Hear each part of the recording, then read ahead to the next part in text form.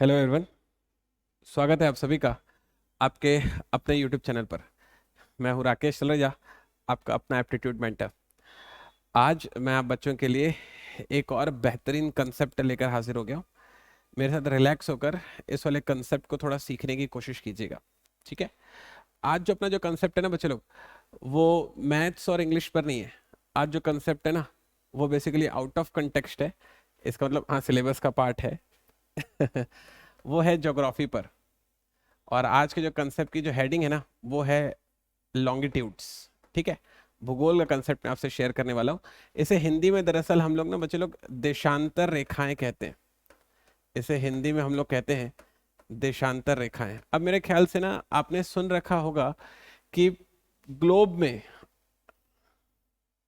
Globe में एक एक डिग्री के गैप में बहुत सारी देशांतर रेखाएं खींची गई हैं, कुछ इस तरीके से।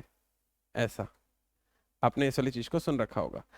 तो ये जो देशांतर रेखाएं हैं ना, पूरे अर्थ में एक एक डिग्री के गैप पर खींची गई हैं।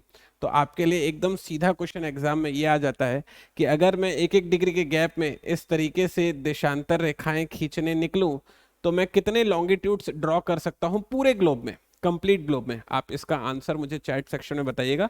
मैं नेक्स्ट वाले वीडियो में आपको इसका जवाब दूंगा। और मुझे उम्मीद है आप सारे बच्चे लोग इस वाले क्वेश्चन का जवाब दे सकते हो। आपको ये बताना है कि जब एक एक डिग्री के गैप में इस तरीके से हम लोग लॉन्गिट्यूड्स खींचने निकलेंगे, तो पूरे ग्लोब में टोटल हम लोग कितने लॉन्गिट्यूड्स ड्रॉ कर लेंगे। इसी वीडियो में आने वाले समय पर मैं इसका आंसर दूंगा। आप फटाक से आंसर चैट सेक्शन में दे दीजिएगा। आगे बढ़ते हैं। तो बेसिकली ये जो बच्चे लोग जो लॉन्गिट्यूड्स होती है ना, ये ना दरअसल समय निर्धारण का भी काम करती हैं। इन लॉन्गिट्यूड से ना हम लोग दरअसल समय को निर्धारित कर पाते हैं कि किस जगह पर क्या बज रहा होता है, क्या समय हो रहा होता है। दरअसल जब आप सोचेंगे, एक बार बस एक एग्जांपल लेकर बता रहा हूं कि भारत के नक्शे के बारे में, है ना। ये दरअसल ग्लोब है, तो कहीं ना कहीं इंडिया भी होता होगा। तो ग्लोब में ये नॉर्थ है, ये साउथ है, ये ईस्ट है और ये वेस्ट है।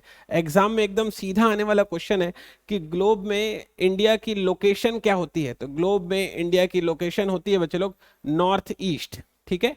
नॉर्थ ईस्ट वाले इलाके पर इंडिया पाया जाता है, इंडिया उपस्थित है। अब जो इंडिया है ना, उसके पश्चिमी भाग और उसके पूर्वी भाग से जो देशांतर रेखाएं बोल गुजरती हैं, उसे हम लोग भारत का देशांतरीय विस्तार, मतलब कि लॉन्गिट्यूडिनल एक्सपांशन कहते हैं। तो एक रफ डायग्राम बना देता हूं इंडिया का। लेट्स से ये एक रफ डायग्राम है इंडिया का।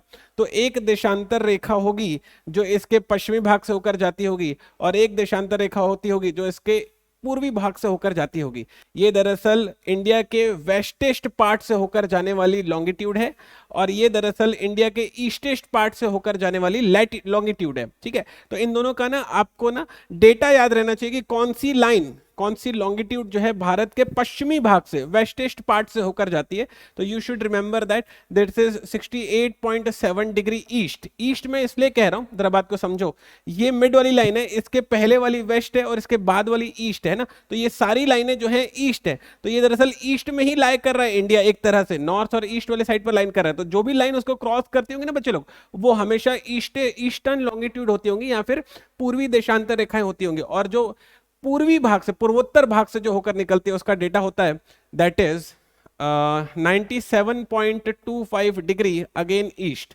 तो आपसे पूछा जाएगा एग्जाम में, बहुत ही एग्जाम में एकदम सीधा आने वाला क्वेश्चन है कि भारत का देशांतरीय विस्तार कितना है।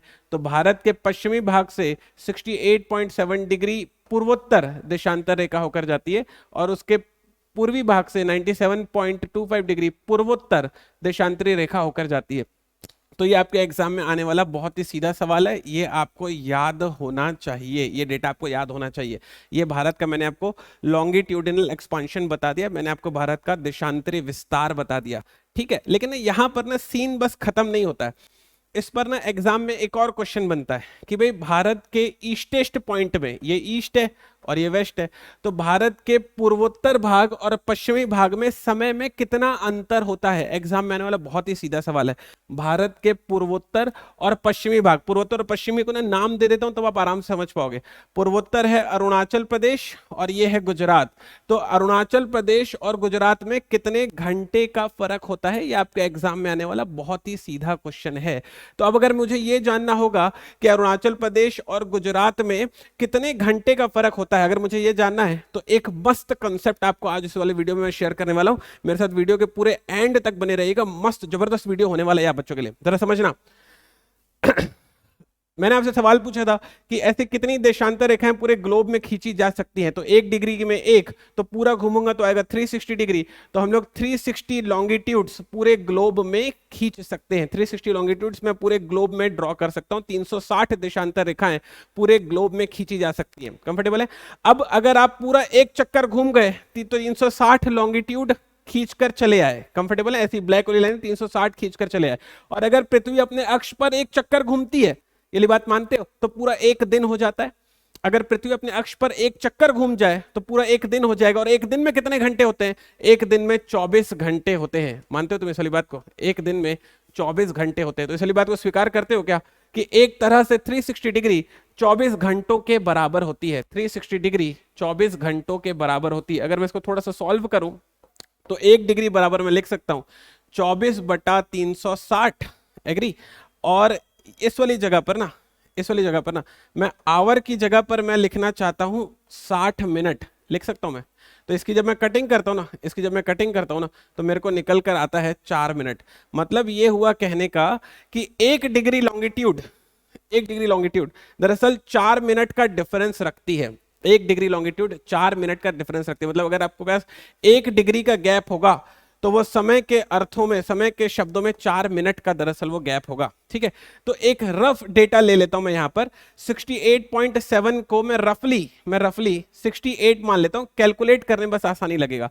और इसको रफली 98 मान लेता हूं। बात को समझो, यहां पर मैंने 0.7 कम किया तो यहां पर थोड़ा सा 0.7 लगभग बढ़ा दिया, तो दोनों चीजें बराबर हो गई ना। इधर से जितना कम किया उधर से उतना बढ़ा दिया, तो लगभग दोनों बातें बराबर हो गई ना। तो आपको घटाने में आसानी होगी। तो मैं 98 में से 68 को जब माइनस करूंगा तो मुझे दिखाई दे रहा है 30 डिग्री का फर्क आ रहा है। मतलब मैं आपसे ये कहने की कोशिश कर रहा हूं बच्चे लोग, दरअसल बात को समझना कि भारत के पूर्वोत्तर और पश्चिमी भाग में 30 डिग्री लॉन्गिट्यूड का फर्क होता है। पॉइंट आ रहा है आपको समझ में? और अरुणाचल प्रदेश और गुजरात में 30 डिग्री लॉन्गिट्यूड का फर्क होता है। मैंने आपको ये बताया था, मैंने आपको बताया था 30 डिग्री का फर्क है भारत में। 30 डिग्री का फर्क है भारत में। 1 डिग्री का अगर फर्क होता है तो 4 मिनट का फर्क बनता है। 1 डिग्री का फर्क होगा, 1 डिग्री का गैप होगा कंसेप्ट के हिसाब से। अगर 1 डिग्री का गैप होगा, 1 डिग्री का गैप होगा तो 4 मिनट का फर्क बनेगा। 1 डिग्री का गैप होगा, 1 डिग्री गैप होगा तो 4 मिनट का फर्क बनेगा। इस हिसाब से अगर 30 डिग्री का गैप हो जाए, 30 डिग्री गैप हो जाए तो 30 गुणा 4 मतलब कि 120 मिनट का फर्क पड़ेगा। इसका मतलब ये हुआ 120 मिनट मतलब ये हुआ 2 घंटे। 120 मिनट का मतलब ये हुआ 2 घंटे। कहने का अर्थ दरअसल ये है कि अरुणाचल प्रदेश और गुजरात में 2 घंटे का फर्क होता है। अरुणाचल प्रदेश और गुजरात में 2 घंटे का फर्क मैंने आपको कैलकुलेट करके दे दिया पूरे मैथ्स के हिसाब से। दरअसल बात को समझने की कोशिश करना, अरुणाचल प्रदेश और गुजरात में 2 घंटे का फर्क होता है। कहने का अर्थ ये है, सुन समझना जरा इस वाली बात को, कि जब अरुणाचल प्रदेश में सुबह के 7 बज रहे होंगे उस समय पर गुजरात में सुबह के 5 बज रहे होते हैं। समझ गए? इस वाले मैथ्स के हिसाब से जब अरुणाचल प्रदेश में सुबह के 7 बज रहे होंगे तो गुजरात में उस वक्त सुबह के 5 बज रहे होते हैं। लेकिन वास्तविकता में ऐसा होता है क्या? ये वाला मैथ्स मुझे कहता है कि अरुणाचल प्रदेश, और ये उदाहरण है सिर्फ, है ना, अरुणाचल प्रदेश और गुजरात में ये वाला मैथ्स मुझे सिखा रहा है कि 2 घंटे का फर्क है। लेकिन वास्तविकता में ऐसा होता है क्या? वास्तविकता में आप चाहे घड़ी अरुणाचल प्रदेश से खरीदो या गुजरात से खरीदो, पूरे भारत में अगर 5 बज रहा है तो पूरे भारत में 5 बजेगा।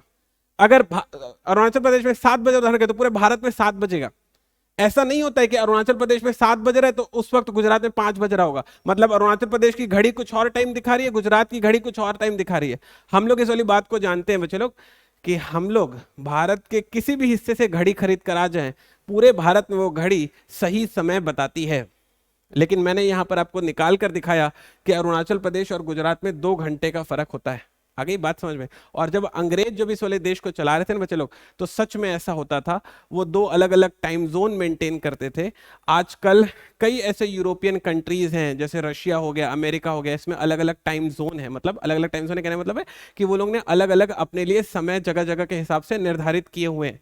किसी जगह पर कुछ समय हो रहा है, उन्हीं उसी देश में किसी जगह पर कुछ समय हो रहा है। लेकिन भारत में पूरे देश में कंप्लीटली एक ही समय हो रहा होता है। ये मैथ्स मुझे सिखाता है कि 2 घंटे का फर्क है अरुणाचल प्रदेश और गुजरात में। लेकिन मैं दिल से जानता हूं कि पूरे भारत में चाहे घड़ी अरुणाचल प्रदेश से खरीदूं चाहे गुजरात से खरीदूं, समय तो एक ही होता है ना।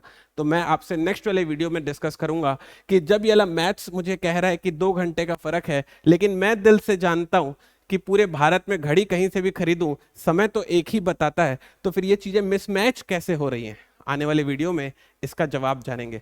और अगर आपको ऐसा लगा हो कि ये जो कंसेप्ट है, ये जो कंसेप्ट है आपके काम का है, कुछ तो भी ऐसी बात है जो सीखने को मिल रही है मुझे सर से डेली, तो इसी तरीके के जो कंसेप्ट हैं डेली बेसिस पर, रेगुलर बेसिस पर हमने आप बच्चों के लिए बेहतरीन कोर्स तैयार किया हुआ है। सीजी व्यापम का जो कोर्स है बहुत इंपॉर्टेंट है, ज्योग्राफी वाला पोर्शन इस वाले एग्जाम के लिए। मात्र 1499 का कोर्स है, रेगुलर फीस की 7000 है, ऑफर में चल रहा है 1499। आप इस पर एनरोल कर सकते हैं। मैं डेली की तरह आपको फिर से बता देता हूँ, गूगल प्ले और ऐप स्टोर में जाकर आप CGPSC नॉलेज ऐप को डाउनलोड कीजिए और वहां से आप इस कोर्स पर एनरोल हो सकते हैं। इसके अलावा भी बहुत सारे कोर्सेज हैं, अपने इंटरेस्ट के हिसाब से आप जिस कोर्स पर चाहें उस कोर्स के लिए एनरोलमेंट ले सकते हैं। हमेशा आप सारे बच्चों के लिए जिस भी तरह की से हेल्प हो सकेगी, we are available, and frankly speaking, truly speaking, we are more than happy to help you. जल्दी मिलते हैं।